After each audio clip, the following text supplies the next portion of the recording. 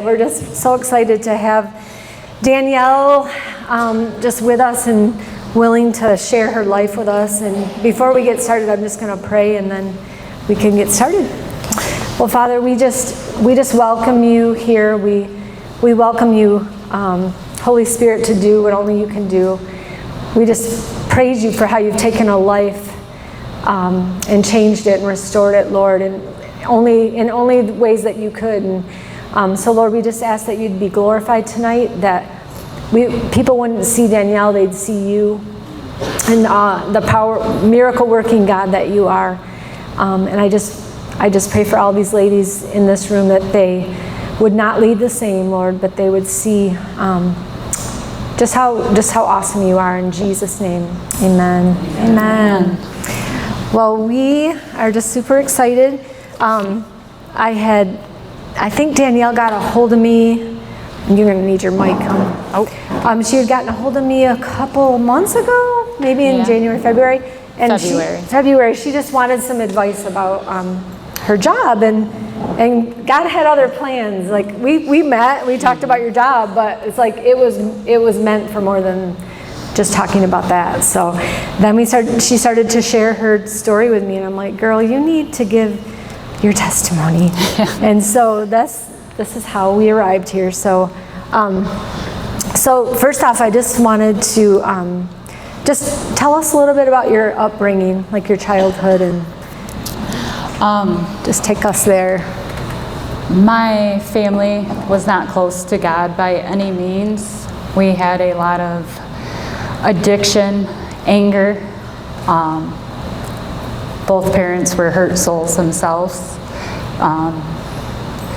As a child, I used to ask myself, I thought they loved drugs and alcohol more than me. I would later learn that wasn't the case. The devil just had them. There was a lot of hurt and pain. With addiction comes a lot of violence, anger. People can get to you that you try to protect your children from. I know my family loved me very much, but through their addiction made me a very angry and hateful person. Now as somebody who has found God, I have learned it was the devil had worked his way into my family and used all of us to cause a lot of harm. My father and I both were some of the biggest drug dealers in Ionia County and more. I also used my addiction to hurt my family because I knew it weighed on them, that they blamed themselves for it. So I used that to be able to get high. At 17, I started taking Oxycontins. Then I started snorting Oxycontins. And then I started injecting them. The day I injected it was the first day I became a thief. I instantly started stealing. And it just kept getting worse. I couldn't get enough. I wanted the drug to take away all the pain in my life. And at first, it did. Oh, it felt great. I didn't care anymore. It helped me be mean, so nobody could hurt me. I got it in my head that if I caused you pain before you could cause it to me, you couldn't hurt me. That soon led to a friend of mine calling me who was a big-time drug dealer in this town and asked if I wanted to go into business with him. And I said yes. And the person in the vehicle with us, or in the vehicle with me when I had answered it, I told him that day I just bought my prison sentence or death sentence. Wow. We were selling oxys together, and we overran this town. So what year was that, like roughly? Roughly, I would say that was 2008. We started really pushing it heavy into this town. And then the pharmaceutical companies who had pushed Oxy started trying to make it look like they weren't so bad, and were trying to take Oxycontins off the market. I had said it, they do that, and there's going to be a heroin epidemic in this town that you won't be able to touch.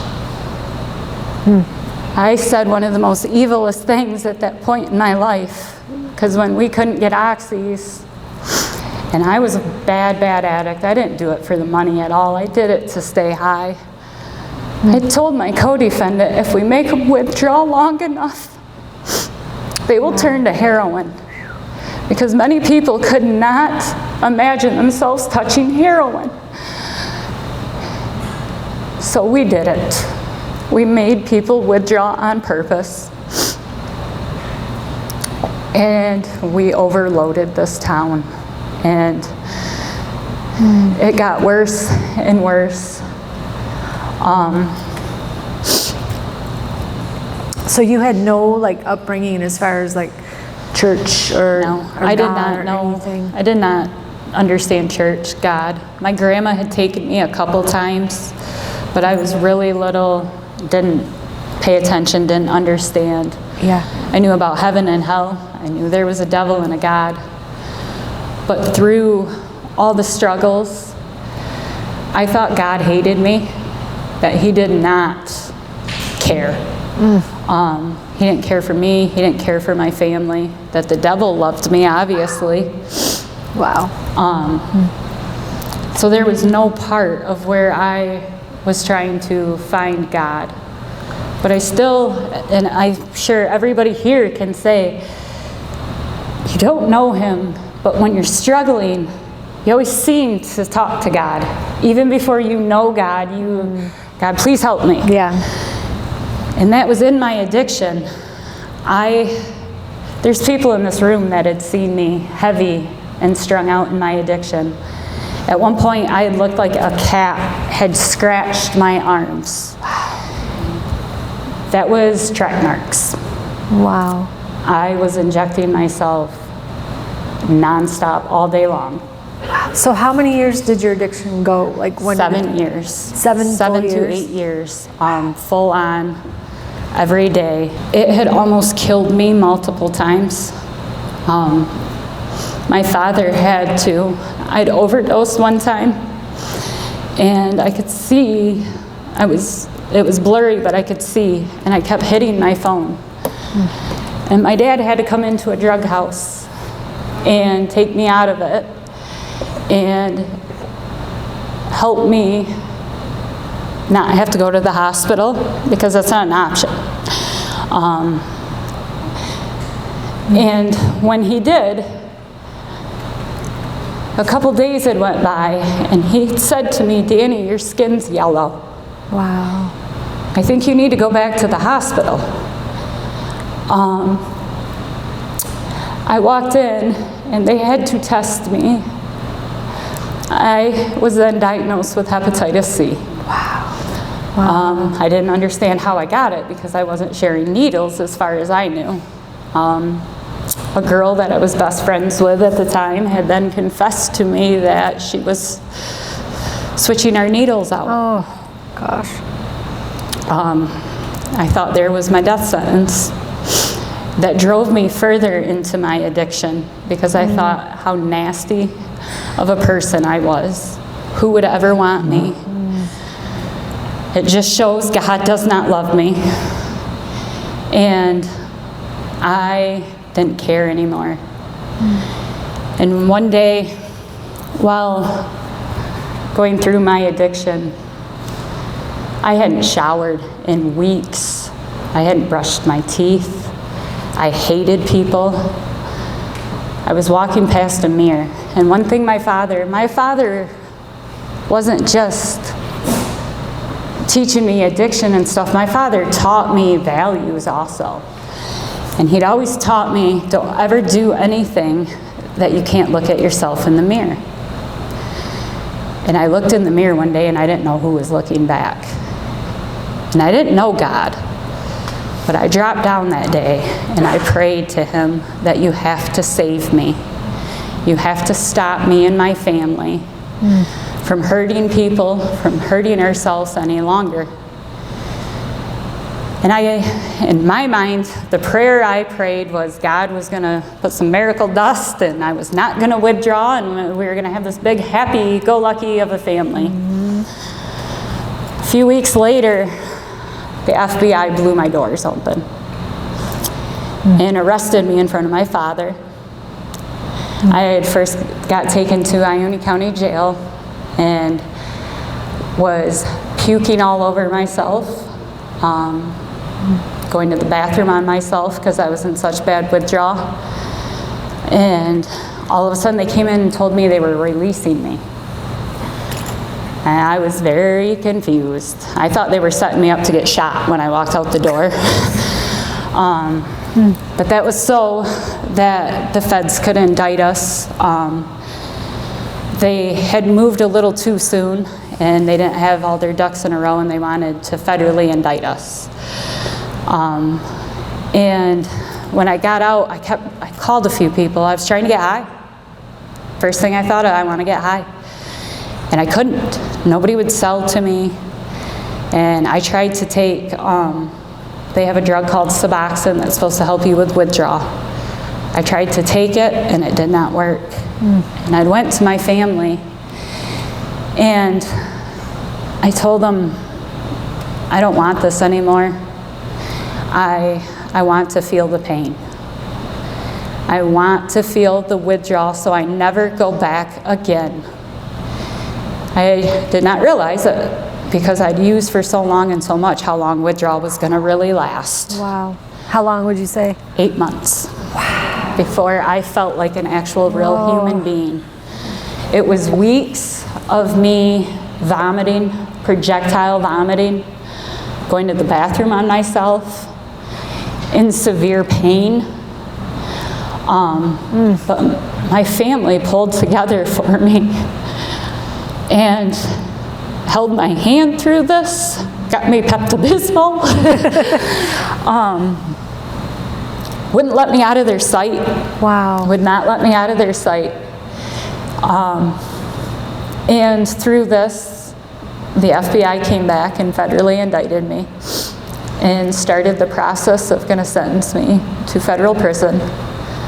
I was ready. I don't sit here and blame any person for what I did. I knew what I was doing. I knew the choice I made. But I'm sorry, I do blame somebody. I blame the devil. Yes. Yeah. Because he overfilled me with so much hate that I wanted to hurt every person I came in contact with. Gosh. And I wanted to take away my pain, and I wanted everybody to feel what I felt and the hatred I had for this world. I made my parents feel my pain. And I started to realize, I thought I was evil. I really did. Wow. And I started to realize I wasn't evil. But I still didn't know God. I was actually scared of him. I didn't want no part of him. I was embarrassed to even think. And I had forgot about that prayer. It was many years before God reminded me of that prayer. I was sentenced to 5 years in federal prison, which I don't know if anybody knows, there is not a federal women's prison in the state of Michigan. I was shipped to Oklahoma, Kentucky, and Illinois. My father, I just hit federal grounds. My dad was in a motorcycle club my whole life. And even at points in my life, he told me that club was more important to him than us.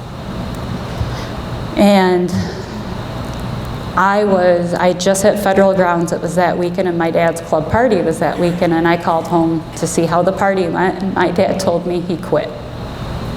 He quit the club. He was done. Yes. Awesome. My dad didn't show emotions, but I will tell you, when I was hauled out of that courtroom in handcuffs, my father bawled. And recently he told me the thing that stopped me was watching the one thing I loved in this life be taken from me. Wow. And that brought so much healing. Yeah. To know they didn't purposely hurt me. Right. The devil just used every bit of Yes. pain he could to attack a whole family and use that family to attack other families. Yep. And I can't explain addiction except for it's the most evilest thing on this earth. I have, through it though, as someone sober, had to be reminded of this pain I have caused. I have had a family member last year who I never thought addiction would touch call me in the middle of the night and ask me to come to their house. They needed to talk to me. And confess to me that he's strung out on heroin. I did everything in my power to save him from that drug, and he died. And I didn't understand. And I prayed heavy that I couldn't save him. And when I was in prison, I called home one time and heard that my best friend died. And I was so mad at God. Again, why? He has a child. I did all this evil stuff. I'm this evil person. Why didn't you take me? Instead, you took my friend, my best friend. And I'd had people invite me to church in prison, and it was funny. I went one time, and I ran out the door. I came in, and mind you, for somebody who does not know anything about church, God, anything, tongues is a very scary thing to walk into. And people flopping on the floor. And when I walked in and this was happening, I ran out. I was like, yep, this is weird. Gotta go. So I did not want. I thought, I heard hypocrite Christians. It's all fake. It's a fairy tale land. God. And I still didn't believe God wanted me at all. When I came home from prison, my family was clean. Wow. My dad has been clean That's since amazing. that first week I hit federal grounds. That's amazing. I was happy for all of that, but I still was a very angry, hateful person. And I was still full of anxiety. Now, as much as I didn't want to know God, I had found out God wanted to know me. Many people kept telling me that prison was a blessing for you. Prison changed you. You're such a different person. And God reminded me of that prayer one night. I was sitting there and it was like watching a movie again of me. And I can picture it right now, the house, the smell, everything, me dropping down on my knees and asking him to save me and my family and save this world from us. Wow. And he did. Now, people don't think that, most people would not look at that as a blessing, especially 8 months of withdrawal, sitting in federal prison for 3 years. I look at it as the biggest blessing of my life. Yes. Amen. Kemper.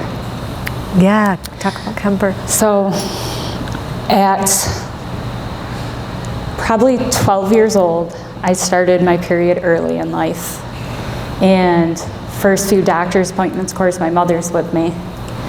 And about the age of 12, they started telling my mom and I that I would never be able to have children. Some stuff had happened to me as a child. We accepted the fact. For years, I was told, no, you will never have children.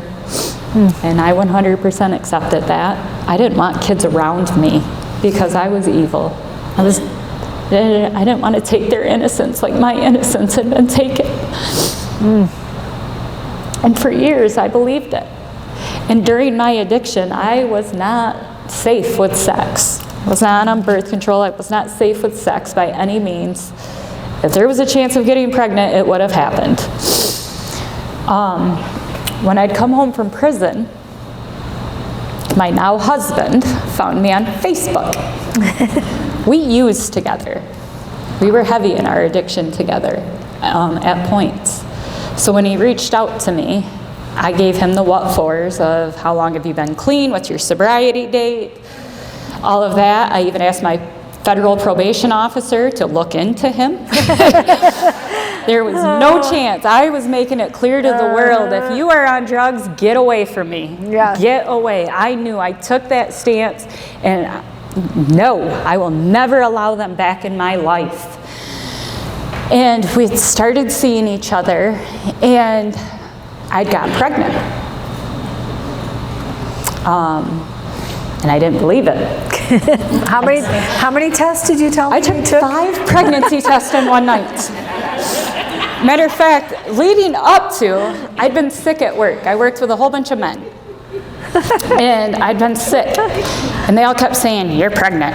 I'm like, shut up. Wow. How come every time a woman throws up, she's got to be pregnant? Shut up. And I had one that was very persistent and kept, you're pregnant. I'm like, I'll prove you wrong.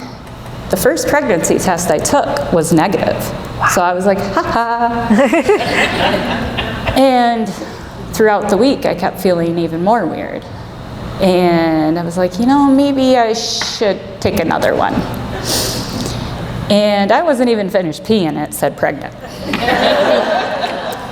That pack came with 2. So I hurried up and peed again. That said pregnant.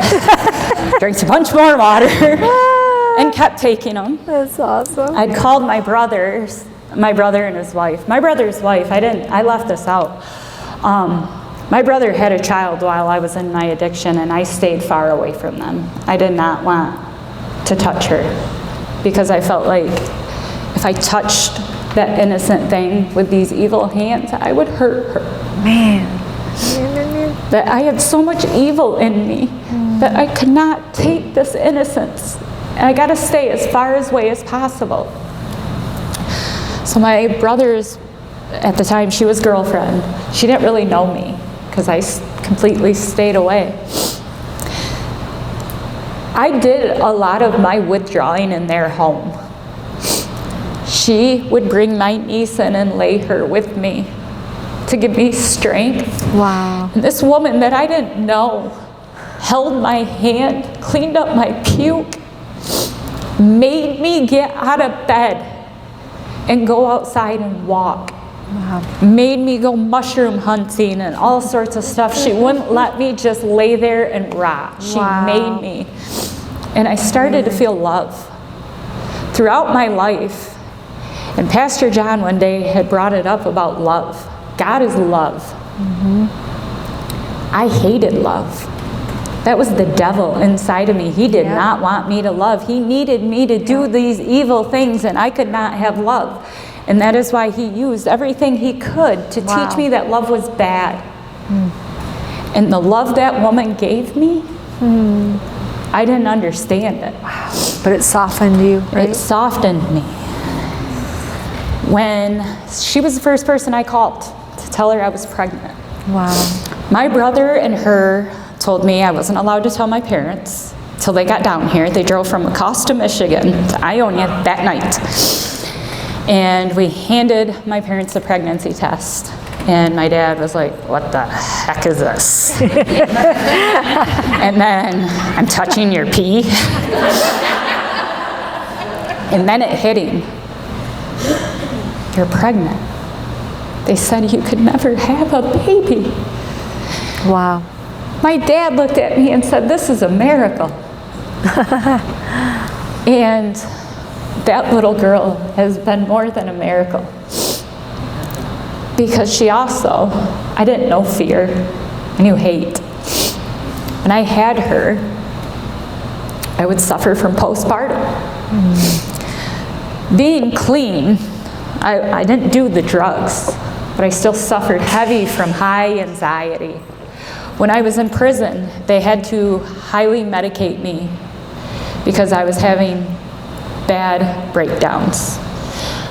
I threatened to hurt multiple women. when I got pregnant, they took me off all that medication. And they didn't put me back on it. I was scared to death of my daughter. I even asked the hospital when we were getting ready to leave, I was like, you are going to send her home with me. I was a drug dealer. Did anybody tell you that? You're sending this innocent little child home with me. I don't know what to do with it. You got a buck? Now, how many years sober were you by that point? By that time, Because you were sober. yes. Yeah. So, she is 7 now. This October, I will be 13 years clean. Woohoo! Somebody would have to do the So math. 5, you were clean 5. 5 years. I was clean 5 years, and my husband had been clean 4 years. Okay. Now with this, she wasn't just a blessing to me. My husband is an injured soul who struggled with addiction and lost a child from it, not by death, by his addiction. So this has been a hard injury for him, and very hard to understand not having his child. Yeah. And we pray about this constantly. But 2 injured souls also having this child to heal us. Now we didn't have God yet. So there was a lot of fighting. We bumped heads a lot. And fear coming from both of us. And Lydia Ferguson. Lydia Ferguson is another biggest blessing in my life. Yes. I started coming to Lydia to help me with my daughter. Teach me how to be a mom. And that might sound weird to a lot of people, but I did not know.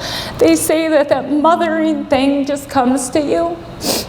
Not when you live the life I did. I didn't change diapers. I didn't know nurturing. Right. And it used to bug me. I used to just teach me how to be a mom. I went to Lydia's house at 2 in the morning one time because Kemper had a booger. And I was scared she was going to die. This is how scary this was for me, though. Especially now I have the most precious thing in this earth. And all I knew was pain. And I thought that I used to think that God was torturing me, not just the devil. So I thought somebody was going to take this from me. So when the postpartum came, and the horrible thoughts that were there, I would have thoughts of hurting my baby, and then be like, I gotta protect her, I gotta protect her. I slept with my daughter on my chest. I was so scared. And my husband had to go work in Texas, so I'm home alone with this baby. And I love her more than I love anything. And then I would have these thoughts of hurting her. And I said, I'm going to kill myself before I hurt her. And I planned it. And my plan didn't work because I didn't want her there. I wanted her to go to my parents so I could kill myself by myself. That didn't work out. And I finally confessed to my mother that something's wrong with me. And again, the devil was working on me because he wanted me to believe I was evil. Yeah. We went to my doctor, and she told me, and I was scared they were going to take my baby. As much as I was scared I was going to hurt her, I was scared I was going to lose her. I'm scared I'm going to hurt my husband by getting our daughter taken. He's already had a child taken. And the doctor told me, she said, sweetie, this is called postpartum. I know you're not going to hurt this baby. Now I want somebody to stay with you. We're going to get you through it. We got to get you back onto medication. And I started talking to Lydia. And I kept with all this anxiety through the years. Lydia kept bringing up God to me, and I'd shut her down. And Lydia is your sister-in-law, Lydia right? Just is for those of you who don't know. Yeah. Lydia Ferguson's husband, Dustin, is my husband's brother. Baby brother. We call him the big baby brother because he's bigger than all the kids. And The funny part is Lydia Ferguson is not somebody I would normally feel comfortable hanging out with. Wow. I would not be drawn to this woman. She's too sweet and innocent. Wow. Wouldn't go around her. And here this woman is helping me become a mom. Wow. Not judging me for not knowing how to do this stuff. She kept bringing up God. I'd kind of listen. She prayed for me. And through the years, the anxiety never went away. It got worse and worse, even on the medication. I started worrying. I no longer was having thoughts of hurting my child. I was having thoughts of, she's going to die. She's going to walk outside and get hit by a bus. There's going to be a bomb dropped on the school. My friend has heard me cry many of times about, I was so scared something was going to happen. God's going to take my daughter from me. And Lydia one day said, start praying. When the anxiety comes up, I just want you to start praying. I'm like, I'll give it a shot. Doubt it's going to work, but I'll try. And I started praying. And all of a sudden, I wasn't so worked up all the time. I was like, wow. It works. This kind of works. And I jumped ahead a little bit. So at one point, when Kemper was very little, God was still trying to work in me because something told me I had to get my daughter to church. I've got to have her saved. I thought I was already signed up in hell. I didn't think I could be saved at all. But I knew she could be. She's innocent. Get her to church. Wow.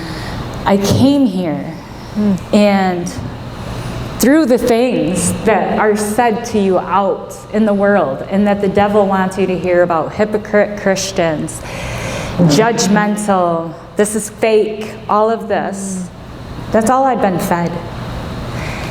There was a man who had kept trying to pursue me at work. And I was ignoring him and stuff. But when I came here, and he walked in this building with his, it was the old church. Yeah. He walked in with his wife. Hypocrite Christian. Gotta go. This is fake. This is lies. I'm out. So we left. I kept asking Lydia to pray for my daughter. Wow. Some time had went by. Lydia is a very persistent person. Is she here, by the way? No, Amaya. And okay. if people would pray for my niece tonight. My niece broke her arm last night and she's in surgery as we speak. That's right. Yes. Lydia kept asking me, when are you coming to church? When are you going to go to church? When are you coming back to church? Give church a try. Keep praying. And I would tell her, no, but don't stop asking. Wow. You're irritating, but don't stop asking. Something in me, God was working in me. The devil had me, but God was trying to send them strikes in. And we finally came. I finally said to my husband one day, and my husband and I had never talked about God with each other. I didn't know that my husband was raised in church even. That's how much we did not talk about God. Wow. And one day I looked at him and said, taking Kemper to church. He said, well, I'm coming. Wow. That's amazing. And we came. And felt the Spirit during worship. I bawled during so many worships, breaking the shackles, breaking it. I felt it. Because it started to hit me and God gave me that vision. I saved you. You didn't know me. You didn't want to know me, but I needed you. I needed you. I loved you. I loved your family. Yes. The devil made you believe and your family believe that we didn't love you. Yep. I love you. So when I got in there, I bawled and I had snot pouring out of me the first few services because I was like, what is going on? This is awesome. I gotta tell a funny story. Yes. My stepmother came to the building over here one Sunday, and she's not churched really either. And she had just tears coming down her face during worship. And on the way, we went to Myers afterwards, and we were walking in the door, and she's like, I don't know what is wrong with me today. I am just like so emotional. She goes, it's got to be my menopause or my hormones. I'm like, no, it's the Holy Spirit. Yes. So anyway, I just had to share And that. I will share this.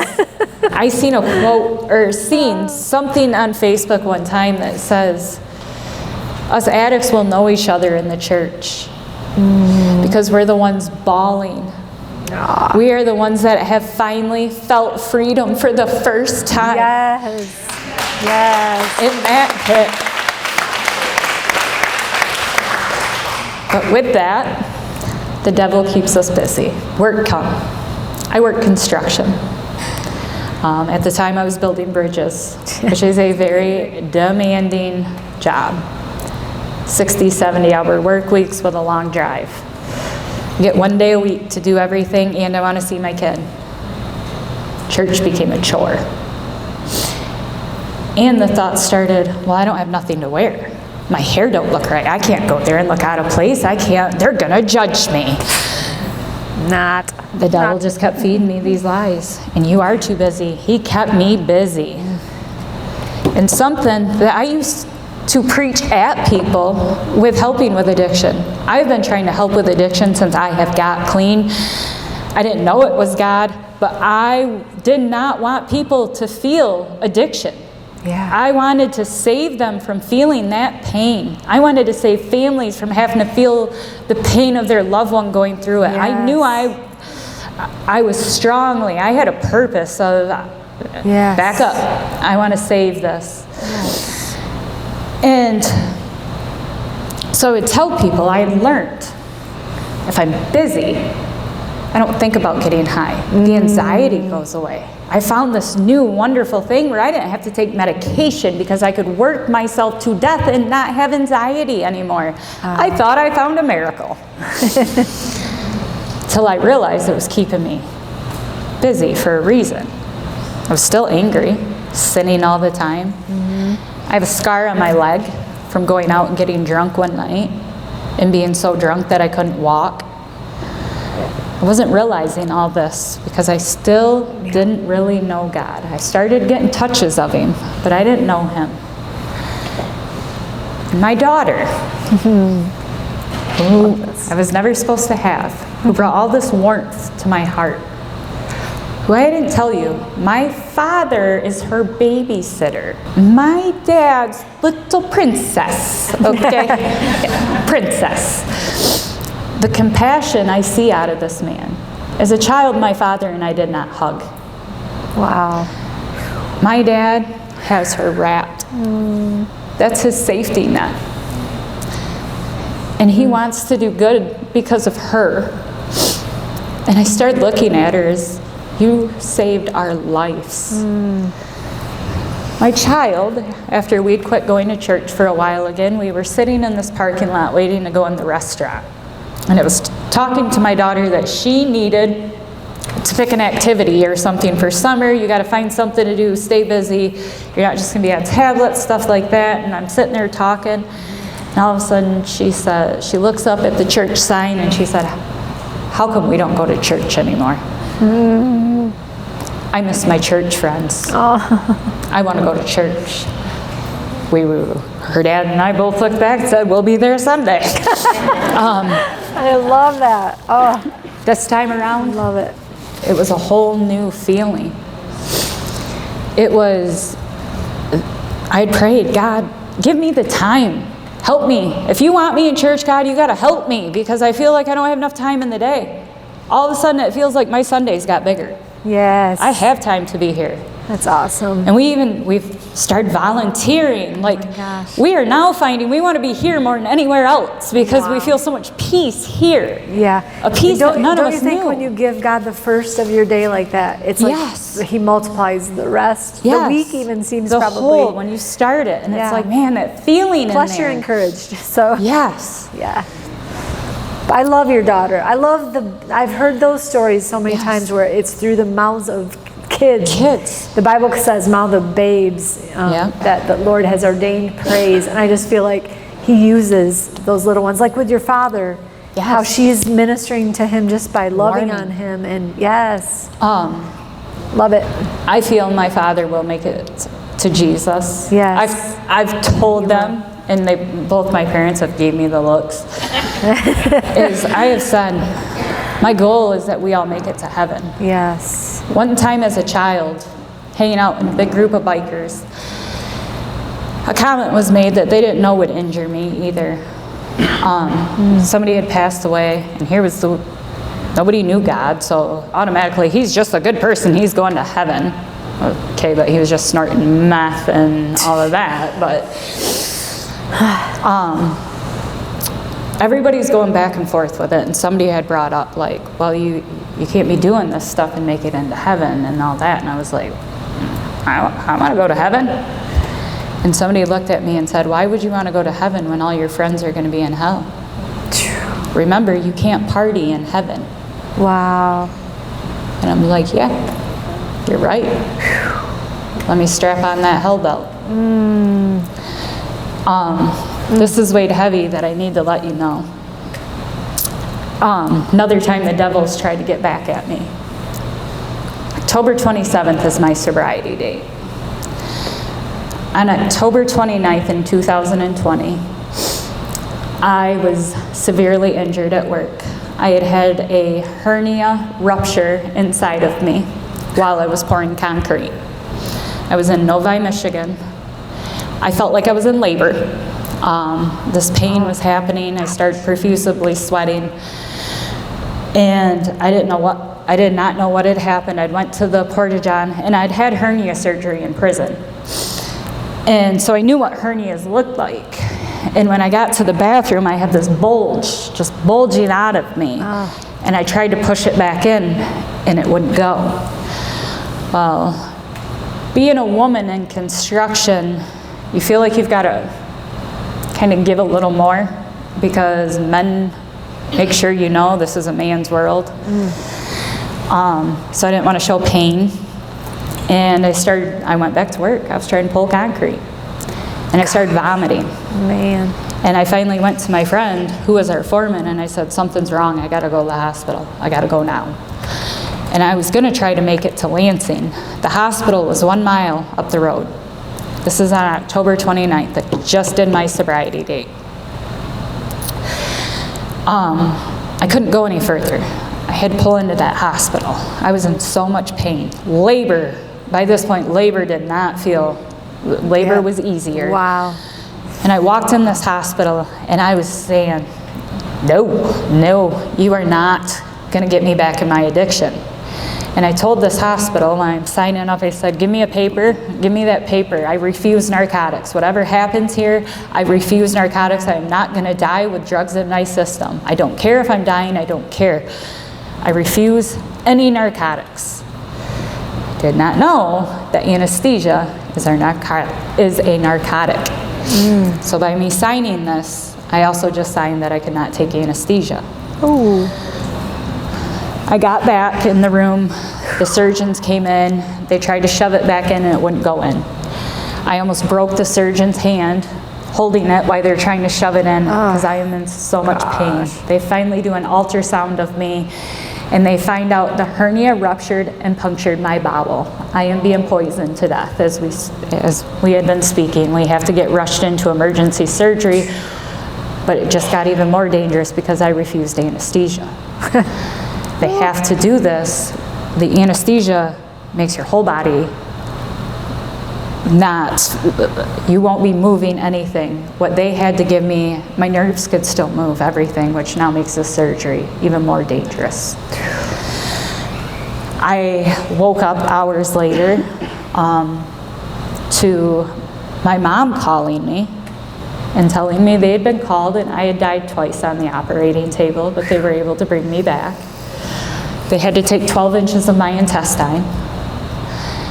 They were telling me I wouldn't be home for weeks. And this is during COVID stage where nobody can come see me.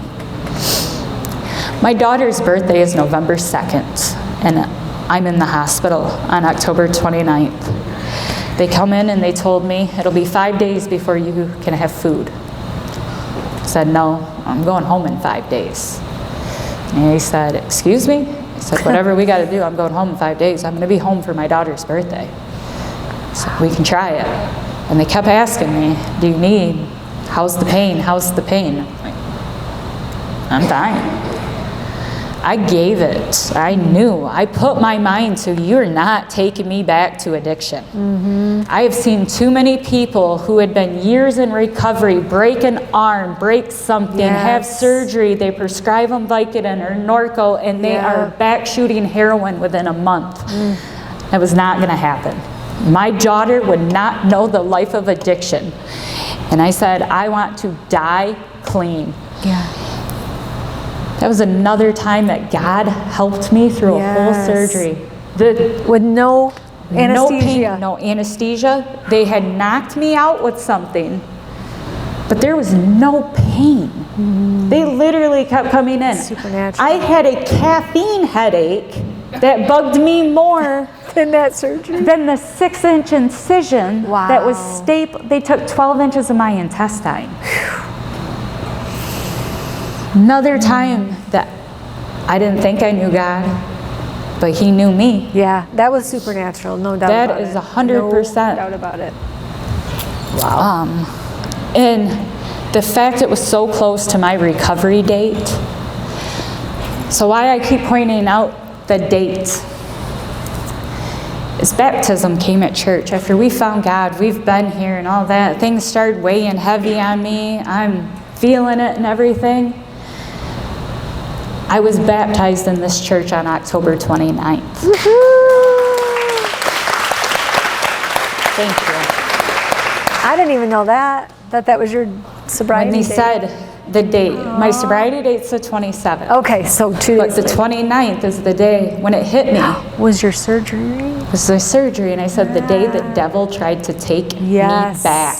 That's right. And kill you. And kill me. You were dead twice on the table, right? Yes. Wow. I am getting baptized on that day. So awesome.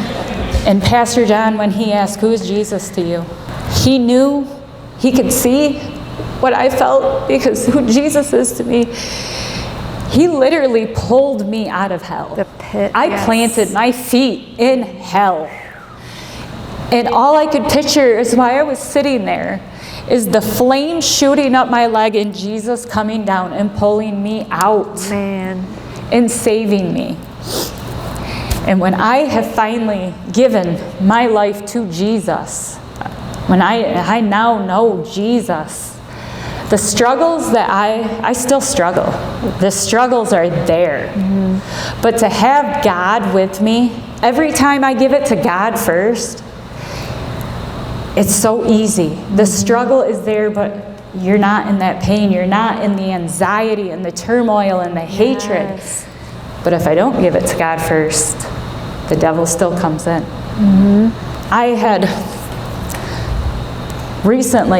found God. I started talking to people about God, which was uncomfortable for me. Very uncomfortable for me to just look at people all of a sudden and be like, you know about God?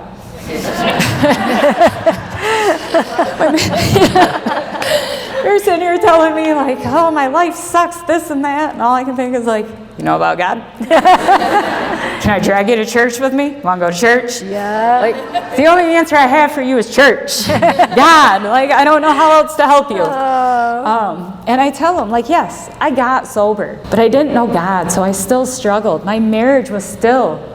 We weren't married. We've only been married for 2 years. Mm-hmm. Him and I, we butted heads. It was a rough struggle, but we wouldn't give up.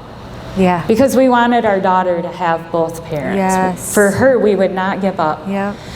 I love that. And for us to come and find God together. Yes. And lately, this is how amazing God is. Our marriage is still having these little struggles. And we both started not telling each other, but praying for our marriage. And here comes the XO conference. And my husband comes and says, guess what? I signed us up for this. Now, I struggle with money. I'm tight with it because I was poor my whole life. So I feel like I've got to like micromanage and watch it and be at work all the time. that devil making me think, keep you busy. And I'm like, we can't go to it. We got work. And he's like, we're going. I love it. I don't care. We go to that. We both, the amazement, the feeling of it. We both keep praying on our marriage because there's still these struggles. And I will mind you, my husband and I work together. Okay. Say no more. When we built bridges together, we could get sent to separate bridges, or at least on the other side of the job sites. I will tell you soon about another miracle that God did for us. But so we're on each other's nerves quite often. And I'm sure all of you can say you don't like doing projects with your husband. They are not easy to teach. Teaching women is not easy for them, so holding your dad's flashlight for him as a child, just a lot worse. And we kept praying on it, so both of us, not knowing that we're both praying so hard for our marriage. And then we got invited to Gary and Lori's bonfire. Yeah, Lori's right here. And I was like, wow, hanging out with all these other church couples and stuff, it makes you want to do better in your marriage. We were still praying on it. We're still needing help. I tried a few times. I tried to get marriage counseling and stuff. Counseling for both of us. And I just couldn't find a place. And last Sunday, Jenna's husband, Ryan, as we're walking out of the church, just stops and says, hey, it's weighing heavy on me. I need to invite you guys to our life group. That's And I'm like, amazing. another marriage thing. Yeah. Devil trying to work. I was like, well, we work till 6 o'clock every day in Charlotte. And he's like, we start at 6. Like, so am I going to choose money or am I going to choose my marriage? Because if I choose my marriage and I choose God and I choose all these church couples trying to help my marriage, God's not going to let us struggle. No, I love it. He cares about the details. I just Yes. listen to you. I'm like, all those details he lines Define. up. The people he puts on heart to invite you to, all of us to things when he knows what we need, Do we have time to talk about the job? We're gonna do a little small group discussion time if you guys want. I want to give you like 5 more minutes. Yep. To tell your other miracle, and then job. just to give some advice if anyone in here is struggling with Or family has- members that have addiction, like what you would Yes. suggest to them. So this other major thing had happened when we were building bridges. We'd all worked for a company and 2 owners started fighting. And all of us kind of knew one owner better than the other owner. We felt very drawn to the man. He was when I had got injured, that man called me and said, you walk into that hospital and you hand them the card and you say, we're paying for it. There is no question asked, workman's comp, this is done. I thought I really knew this man's character. He wanted to start his own company. The 2 companies broke up, 2 owners. A bunch of us had went with this man we all thought we knew. A man that I've had in my home, a man that was at my wedding. Quite a few. There was about 6 of us that really thought, people who had knew this man for 15 years, we thought we knew this man. When we started working for him, everything was great at first. Health insurance paid for. We make big money, all of this. And slowly but surely things started happening. My husband had got sick. He broke out with this rash from head to toe that had covered his whole body. He looked like a 3rd-degree burn patient. That's when he started turning on my husband, getting mad at him.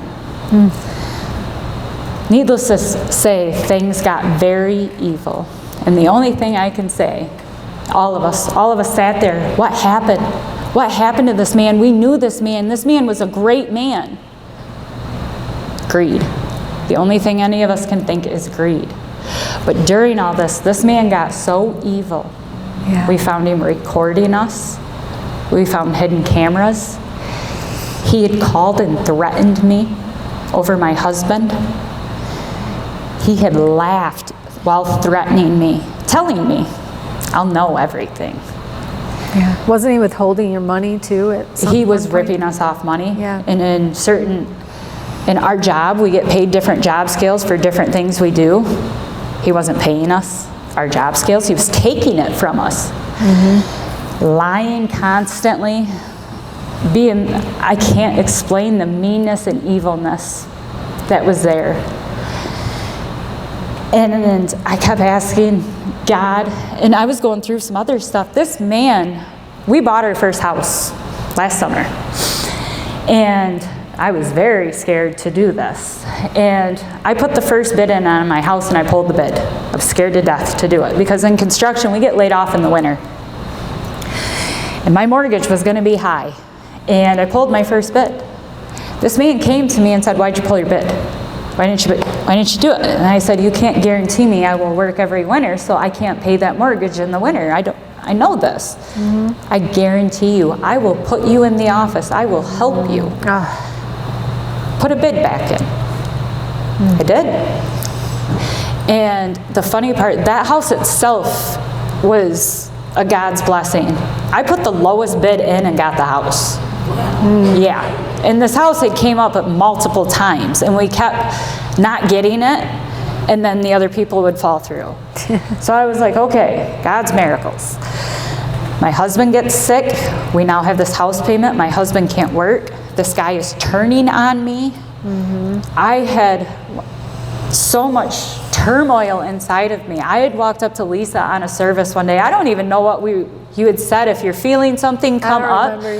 God made me walk up there. I don't even know how I got up there till I had Lisa holding me, and she said, "You need peace." She started praying over me. And that's why we met. We went and had coffee. This man was torturing me with my finances. He gave me a day off without pay just to make a point, just to prove a point, because somebody called him out on something, and I'm going to blame you. And I kept asking God, why?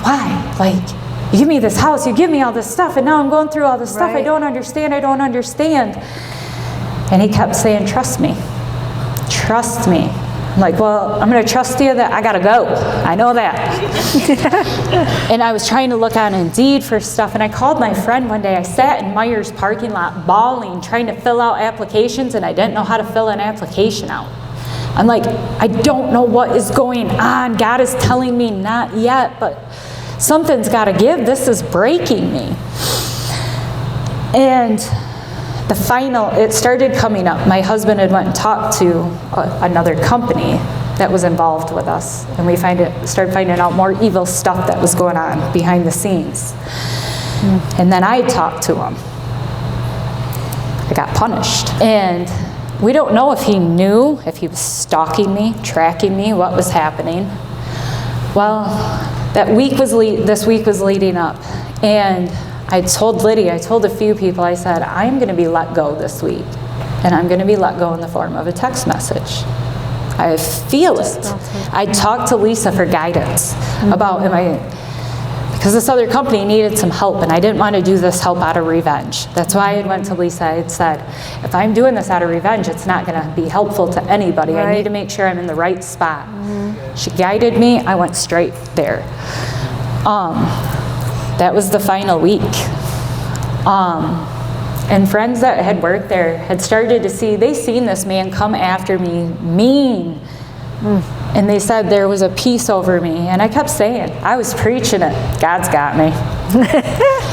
I was preaching it. Every time he was getting mean, I was like, God's got me. I love it. I'll pray for you.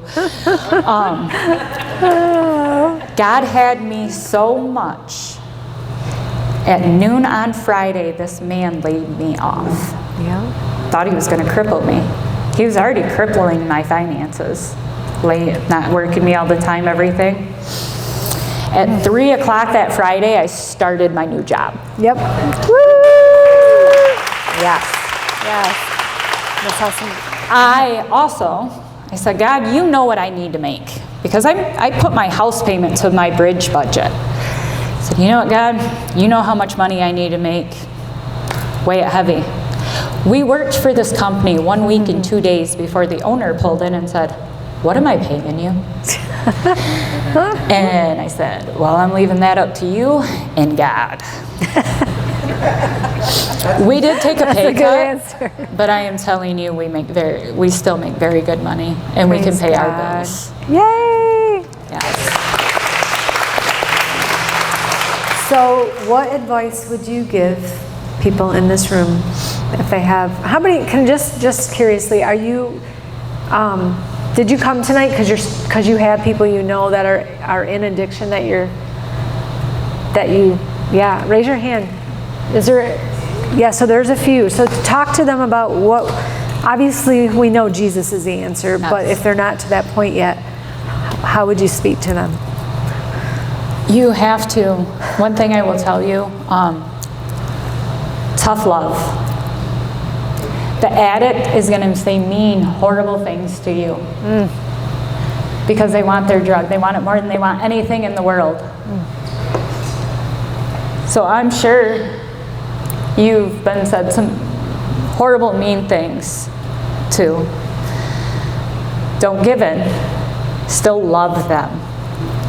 If they tell you they need money for food, you go buy them food and make sure they eat, because an addict will choose drugs over food, so you don't know the last time they actually ate. Keep talking to them about getting help, counseling. Yes. Try to get them in here. Find them multiple people to lean on. Do not try to do it yourself. They will drain everything out of you. Yeah. They have to have multiple people to step with, because multiple people will also hold them accountable in different ways. If you can get them, we have a recovery Yes. group here this Sunday. Yes. This Sunday, 1 o'clock. If they're not comfortable going into church yet, just Yes. tell them about there's a recovery group. Yep.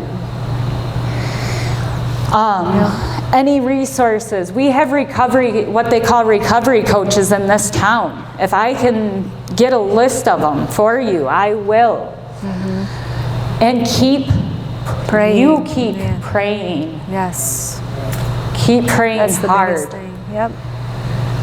Yep. If there's anything, if you need to talk to me separate, if there's things that you have that you're hurting. I've also had to hold a woman's hand whose son was struggling with addiction. Not only have I been the addict, I've been the victim of an addict. So I know your pain. Yeah. And sometimes it's just having somebody hold you. Yeah. Yep. Whatever Good you advice. need from me, Yeah. if God's weighing heavy, a question you need to ask me, come ask me. I will help you in any way possible. I feel God's drive for me is to fight addiction. And if I can Yes. help fight that for you and with you, I will. Yeah, I love that. Can we just give her a hand for being so transparent? Get it? Yes.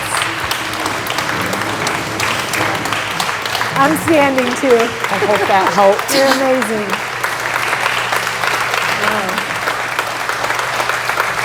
I look forward to taking what the devil meant for evil in this town and turning it for good.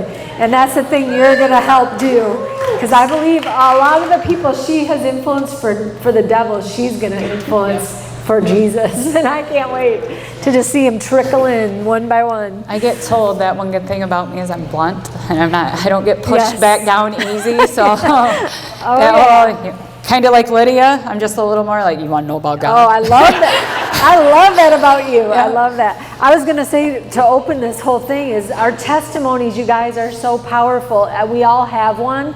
And so don't be ashamed of it, because in Revelation, John wrote the book of Revelation, and John was, the disciple John, he was taken to the island of Patmos, it says, if you read it, because of his testimony. He wouldn't shut up. It was to be like Danielle, like they just couldn't shut him up about this Jesus. And so they stuck him on an island where there was nobody there, So that just proves how much the devil is afraid of our testimonies. So we have to be bold to speak it out, because he's bold. The devil's bold in how he wants to try to use us all. So we can just be bolder and turn people to Jesus. One thing. Oh yeah, go ahead. This is weighing very heavy on me. The devil tries to make us think we have to be perfect to come to church and come to God. It's good. I want to tell you something. I'm still not perfect. Right. None of us do are things we perfect. all do.